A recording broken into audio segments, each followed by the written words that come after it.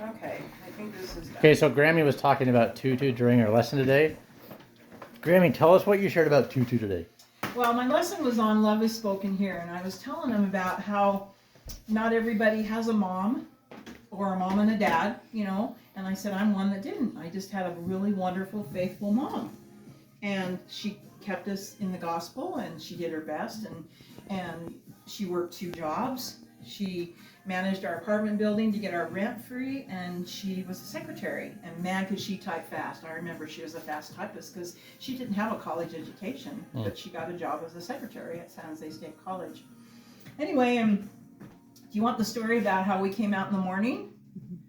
Okay, we came out in the mornings, and Mom had the oven door down, and she had her shoes sitting on the end of it to get them warm, and then we'd 2 chairs, and we'd sit there and get warm and eat our cereal, and then she'd go in and get ready, and we just thought that was what you did, and it wasn't like it was gas, so she could, I think it was electric, so we just got warm from that. And I remember that, sitting there doing that. Anyway, and she'd tell us, okay, I'm going to work, you guys walk to school together and take care of each other, walk all the way together and protect each other. And she'd always say, like in The Blind Side, you know how she always says, learn something. My mom used to say, learn something, be a good example. And then, so we'd go to school, and then we'd walk home together. And she would wait to take her lunch hour at 3 o'clock in the afternoon. She'd wait all day and take it at 3 o'clock. And she'd come home just so she could be there when we got home from school. I'm not looking at you guys, sorry. It's okay, we're here. You're fine. What grades are these about?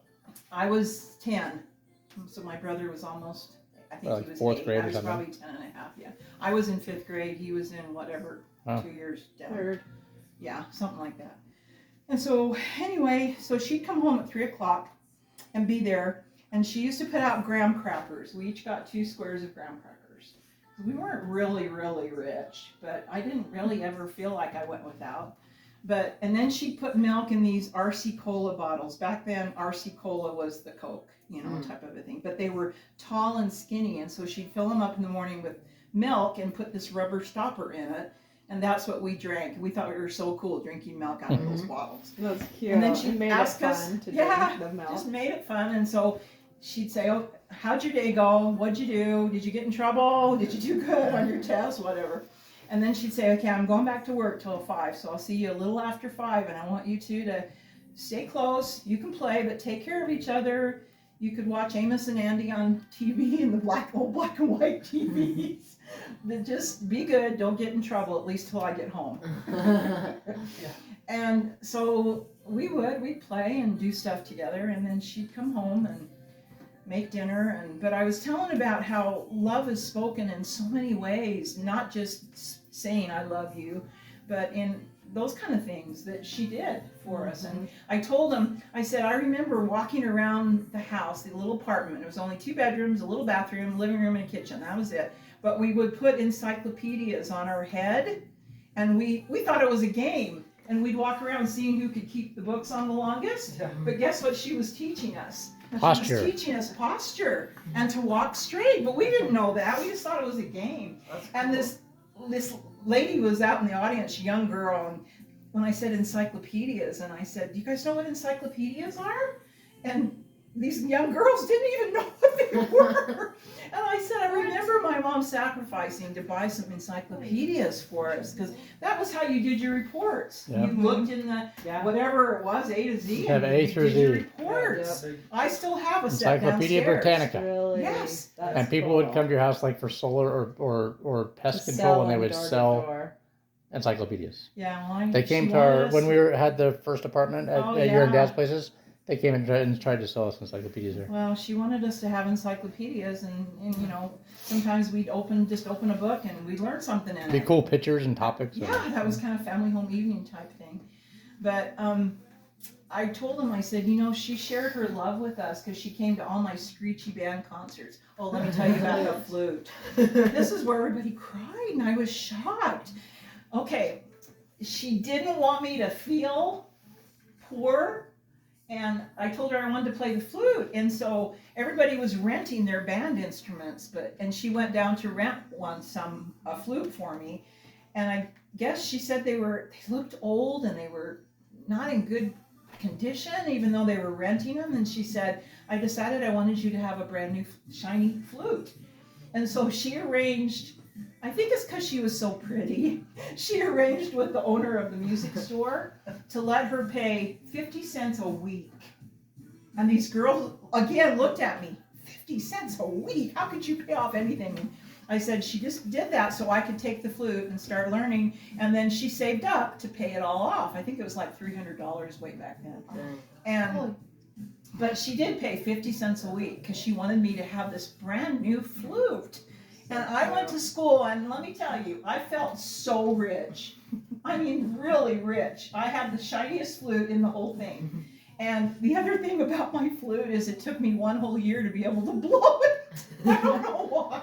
I know why I chose the flute, because he said, you'll be a good kisser if you can blow into that flute. That's why I chose it. But it took me a year to learn how to blow it. But I said, you know what? She showed me her love by coming to all our screechy band concerts and orchestra concerts. And she came to all my spelling bees and my brother's games. And I said, she didn't have to say a word, but that was how she spoke love to us.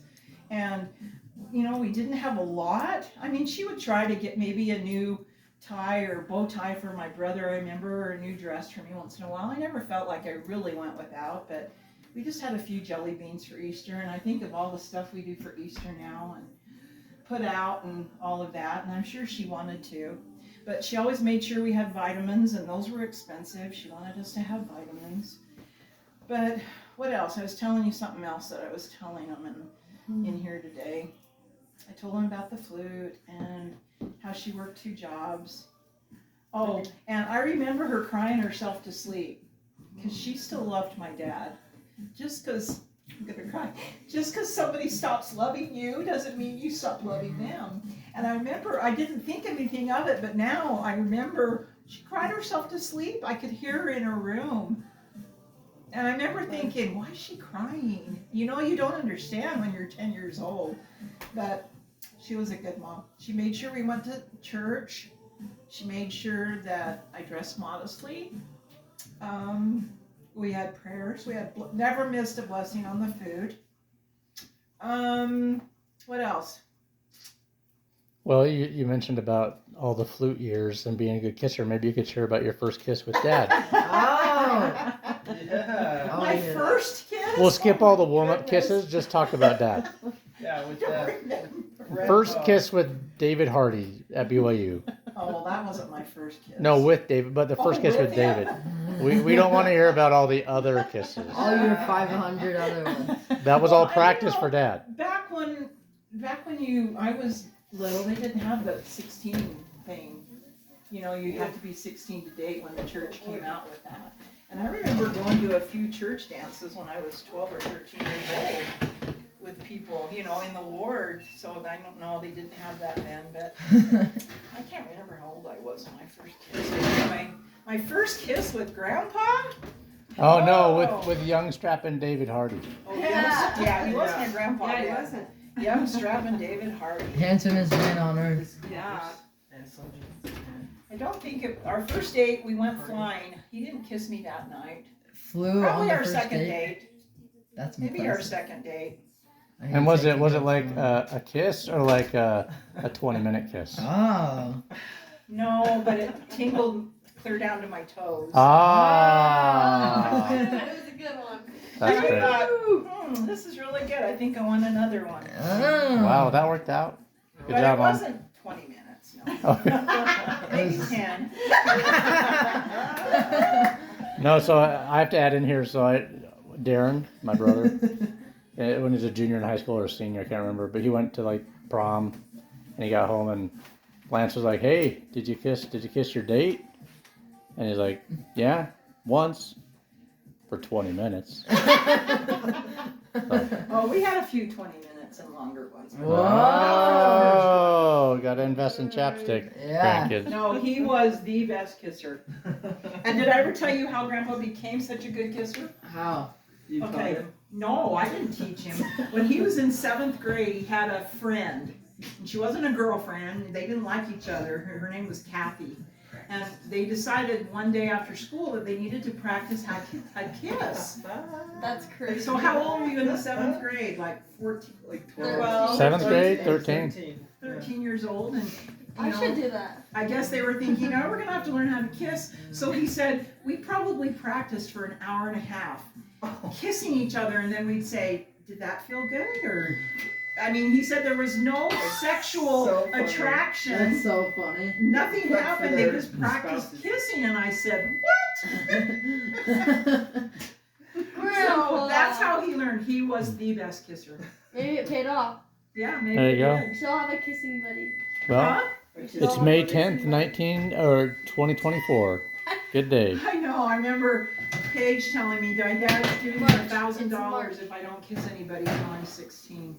16. So she kissed somebody when she was 16 and at 5 o'clock that day. Yep. Oh my gosh. Sam.